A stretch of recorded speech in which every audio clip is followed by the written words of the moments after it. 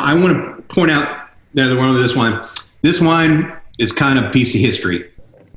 Amador Zin, arguably, or Amador County, it might be the best place to grow Zinfandel in California. And that's a big statement. People over in Dry Creek and Sonoma would argue with me all day long. And I'd actually say that Dry Creek and Sonoma and Amador County and the Sierra Foothills are the two Grand Cru areas for growing Zinfandel.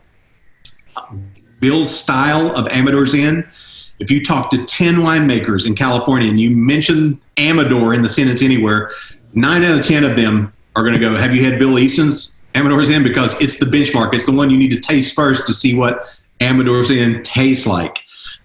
It's going to be unlike most Zinfandel you've had. If you only had Zinfandel in, say, the last 15 years, you've had the kind of modern version of Zin. Zin can be a lot of things, but the modern version is big and rich and alcoholic and jammy and dark, almost opaque black colors. Well, that's from really, really warm areas. When you grow Zinfandel up in the mountains, it's a whole different creature. So this is Mountain Zin. This is Amador Mountain Zin, and it's actually going to have tannin and structure, something that lowland coastal Zin usually doesn't have a lot of. It's all fruit.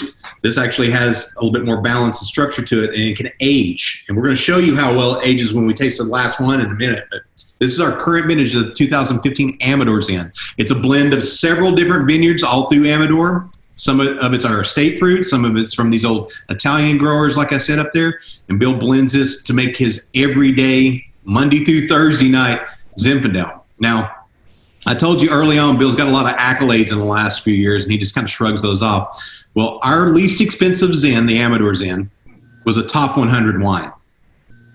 So think about that for a minute. Top 100 wines, if you look at Wine Spectator's top 100 list, those wines go $300-$400 on there, and they're made in very small quantities. But they gave our lowly little Amador Zin number 45 placing top 100. So this one of the least expensive wines we make, $17.99 that Wine Island is selling for, is a top 100 wine. It's this exact wine. And just to kind of show you how little Bill cares about press and how much he cares about élevage and aging his wine, this was a top 100 in 2018. So 2 years ago. So when that issue came out, everybody called and said, hey, Bill, I want to get however many cases we can of this wine. Bill goes, it's not ready to drink yet. They're like, what? It's a top 100 wine. You need to sell it to us. So we can sell it out the door right now. And he's like, it's not ready to drink. So we released this wine in January of this year. So that's how little he cares about press. He could have sold all that wine out already, but he decided when he pulled a bottle, he was going to decide when that wine was ready to drink. And in December, he pulled a couple of bottles and said, all right, it's ready. So we released it in January. So it's just got out on the market in the last 6 months.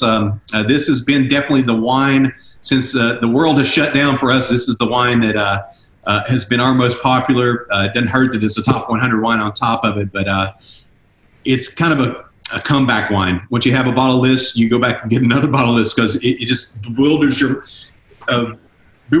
that you can get such a high quality reserve level wine for so little money, and it's got so much stuffing and so much going on there. All this herbiness in it, all this fruit in it, all this spice in it.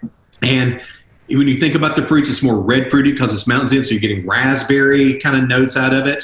But the kind of the key with Amador Zin, and if you do a blind tasting ever with your friends with Amador Zin, if it's an Amador Zin in there, the way you're going to be able to pick it out is if you get this touch of sage, bay leaf, and like sweet cooking herbs, especially sage. Amador Zins always have sage to them. It's just everybody around us and every vineyard up there, when you pull out their Zin and taste theirs against ours, it's going to have this sage kind of sweet cooking herb note to it always. That's what Amador Zin is all about. So it's got more than one level. Now you bottle age it, 2015, you're building what we were talking about, those complexities, like we were talking about in the tete-a-tete. So you get that too, all for $18. I hope you like this Zin. It's one of my favorite wines to show people. It blows their mind. Yeah, you're right. The structure is so pronounced relative to other Zins. It's like it has all the sort of tannin and acid is like really in good balance. I could almost see confusing this for a couple of other wines if I were tasting this blind. Maybe like was there any American oak on this by any chance, or it almost seems like it could be like a like a Rioja or something that just is a little bit more structured or a little bit more. Rioja is an apt comparison. Bill thinks of this as his Rioja Crianza of Zinfandel. You know, kind of an everyday version of Zinfandel. We only use French oak. We've never used American oak. Bill thinks French oak is a little bit more delicate and nuanced for all of his wines, and he's trying to make more European style wines anyway. American oak is a very powerful agent when you add it to a wine. We don't use a lot of new oak at all, so this is all neutral oak. It's about 10 months in neutral oak, all French oak cooperages. So it's no wood character to it. This is all the bones of the mountain you're tasting there. This is Mountain Zen in its purest form, stripped down, and that sharp structure that you have. This is 5 years old, and you're still getting that mountain tannin in a Zinfandel. Zinfandel doesn't typically have a lot of tannin, but that's what mountain wines like Zinfandel grown up there are going to have. So they're built in with this structure. And it could go another 20 years, our entry level, another 20 years pretty easily.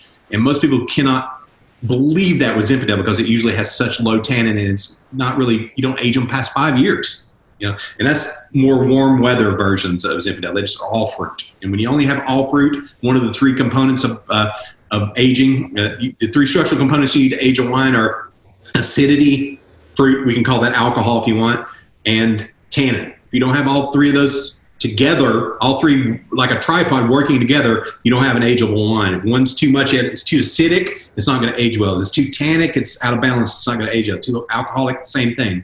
Every wine you've ever tasted in your life, you probably took it to your lips and came back and went, wow, that's delicious. You didn't go, wow, that's got too much tannin. And so what a winemaker's job is to get you to go, wow, that's delicious, because he's got everything in balance. And that's what Bill is a master of. And he's always been able to do it. Even with this an area where we excel in structure, where it can way get out of hand, too much tannin, too much acid. But even in Zen, you're going to have that structure. Good point.